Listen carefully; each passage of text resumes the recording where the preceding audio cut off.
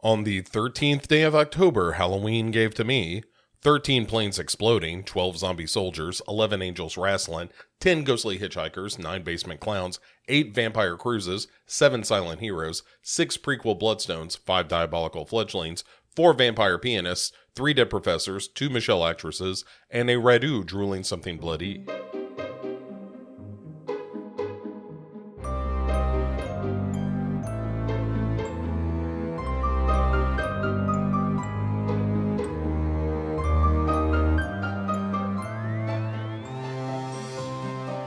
Hey there, everybody. Welcome to yet another of the 31 days of Halloween on Friday the 13th, no less. And what better day to begin a look at the Final Destination series?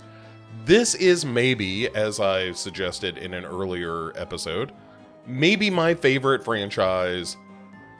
Beyond like the Evil Dead stuff is great, and there's almost not a bad entry. But man, oh man, how I enjoyed this Final Destination series. It is an interesting series of films because it sort of changes a little bit depending on the director. But we're going to start at the beginning, as we should. This is the original Final Destination, released in 2000, the year 2000, year of our Lord 2000. Directed by James Wong, written by James Wong and Glenn Morgan and Jeffrey Reddick. James Wong, who would return for part 3, which we will get to, is also steeped in X-Files business. He was a producer and writer for the X-Files and did some good work there. And one can't help but imagine that this idea might have come from an X-Files episode that was a little too big, or they didn't want to do it or something. And James Wong was like, fuck you guys, I'll make my own movie then. And Final Destination is, of course, the story of Devon Sawa's character, Alex, who, when he and his friends are getting on a plane to Paris, he has a vision of this in-air business where something happens with the fuselage and people are being sucked out of the plane, and then it finally explodes. And then he comes to and is like, holy shit, that was a real something. And as they start to get on the plane, the events that he saw in this vision start to happen. And so he ends up freaking out. He and a bunch of his buddies get thrown off the plane, including one of the teachers who decides to stay behind while the other teacher goes. Played Val Lewton is the name of the teacher, which is pretty hilarious. Played by Kristen Cloak. And I just like the fact that they're making that overt a reference to Val Lewton in this movie. But, you know, God bless them. There's an Agent Shrek and a Billy Hitchcock, and, you know, there's definitely a little bit of winking and nodding. Larry Murnau is one of the characters. Blake Dreyer, Barbara Browning. Like all of these characters are nods to famous horror directors. I've done it. I'm not above it. I think it's fine. I like it when directors are like, let me give a little tip of the chapeau to those who came before. And I especially like it when it's in a movie I enjoy. And I enjoyed this movie because no sooner has Alex had this vision of the plane exploding and getting tossed off that we start to realize that, oh no, just because you cheated death doesn't mean that death isn't coming for you. And that is the premise of all of these movies. And this is the original. This is the classiest of them. And maybe in that way, kind of my least favorite of the series, which is weird because usually the original is the best. And this is probably, as a movie, as a piece of dramatic entertainment, this is probably the best in terms of, you know, the characters are fairly well developed, and, you know, it's legit actors, and it feels a little more earnest, and it's not silly the way that some of the later entries into the series are. This is very self-serious. It's very much a supernatural thriller, as opposed to what the later films become. We'll talk about that tomorrow when we get into Final Destination 2, the Deuce. But in this one, it is very much a like, oh, we've got to figure out what's going on. And enter Tony Todd, by the way, in a great cameo as the Mortician, aka Death, in this movie, a guy known as Bloodworth. And he kind of tells them, like, hey, Death has a design, and if you fuck with that design, then Death will come for you. And this is where they piece together, like, oh, well, our friends who survived this plane crash, because I had this vision and we got thrown off, those friends are now dying in order of how they would have died on the plane, based on their seat. And so, like, one of his buddies gets choked in the shower, and it's a real, like, Death has to get a little bit creative with how it gets to you. And so with him, it's like he slips on a thing in the shower, and the like hanging clothesline or whatever wraps around his neck, and he chokes to death because he can't get purchase. He's too high off the ground. And there's Sean William Scott shows up in this movie as one of the friends, Billy Hitchcock, and he gets decapitated mostly. It's one of those, like, I'm gonna cut the head off at roughly the jawline, which is pretty good. And yeah, I mean, it's just like, none of this gets outlandish. The teacher, Val Lewton, she has a fire in her house, and as she's trying to put that out, she like stumbles and falls, and a butcher block of knives fall on her. And Alex is, of course, very suspicious because the police are aware that all of these people who survived this plane crash are also dying, and they're giving him a good hard look as far as, like, are you doing this because you're the one who freaked out in the first place? And they don't necessarily think he's the killer, but he's also at the scene of a lot of these murders because he continues to have, not necessarily visions, but there are clues that, if he knows who's going to die next, and he'll see little signs. And that's what Bloodworth tells him, like, look for the signs. If you want to stay alive, what you've got to do is you've got to subvert Death's plan. You've got to basically,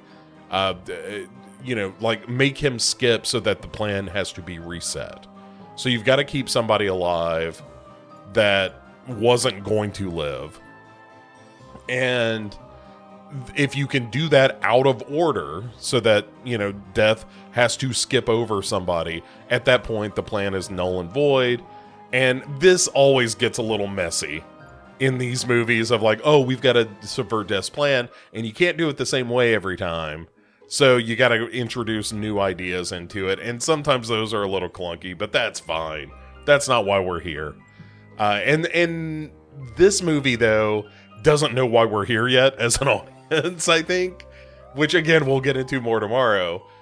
But for this movie, it plays it straight. Like I said, it's more of a supernatural thriller kind of thing. And there's a great scene where when Alex feels like his time is almost up, and Ali Larter, by the way, as Clear Rivers, which is a very silly name. Clear Rivers is sort of his would-be amour, but ends up being kind of his partner in crime. Like, she's the person who believes him and is having the same feelings as him. They're, somehow emotionally connected, psychically connected somehow. And the best moment in the movie, though, is when he's trying to protect himself and has gone to this shack where he has death-proofed this place as much as possible. And that's a really fun idea of, like, if you could be killed by almost anything, how do you survive in a world where death awaits around every corner? Like, death isn't just a possibility. Death is actively coming for you. And that is an intriguing idea. That's one of the reasons I think Final Destination as a movie works. It's a great idea. If you cheat death, death will not be cheated. Death will not stand for that kind of bullshit. Death is not here for your bullshit. So death will ultimately come for you. And, there's a lot of, we're trying to subvert Death's plan. And at the end of the movie, they seem to get away with it, but then realize like, oh wait, we misread the order of this, and so I'm not the one that's actually due to die. But they end up going to Paris, and one thing leads to another, and one girl gets that earlier in the movie, a girl gets hit by a bus. That's pretty good as far as the deaths go, but it's a sign that hits the guy.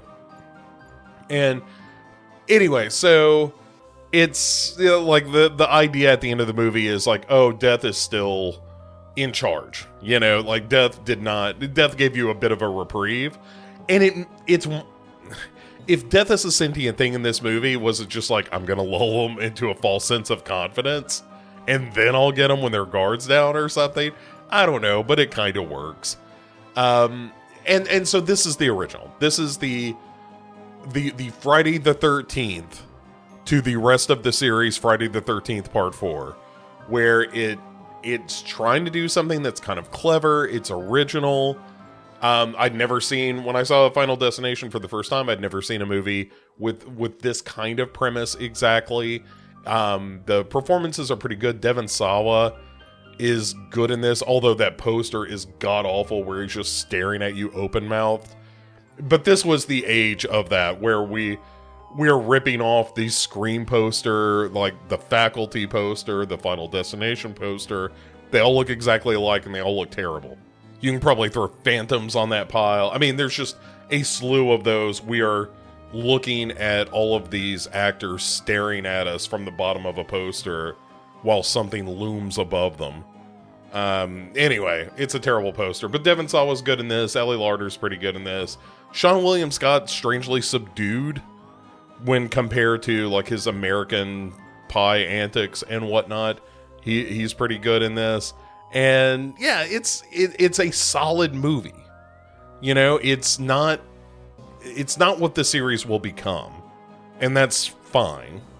This is the movie that has to start it, right? This is the movie that has to set up the world and the rules and this premise, and then the rest of the movies can play with it. But it's well done. James Wong directs it well. It's fun. The deaths are pretty good and sudden and surprising a lot of times. And it doesn't play with the premise beyond, here's what the movie is going to be. By which I mean, it doesn't really take this for a ride the way that some of the sequels do. And I like that. I like the fact that this is a much more restrained kind of movie, because it's the movie that you need to set up your franchise. The original Halloween is a taut, effective thriller, whereas Halloween 5 is nonsense. And that's one of the things I like about the Final Destination series. It does not take long to get to the nonsense. And the nonsense is what I'm here for. Let's be real. But we'll get into that more tomorrow with Final Destination 2. Right now, go out. It's Friday the 13th. Have yourself a great one. I like a good cursed day. And Friday the 13th is as cursed a day as ever there was. So, enjoy. We'll be back tomorrow with Final Destination 2 on the 31 Days of Halloween. I hope you have a wonderful, spooky introduction to your weekend. And join me tomorrow on Saturday the 14th, the Richard Benjamin sequel to the day.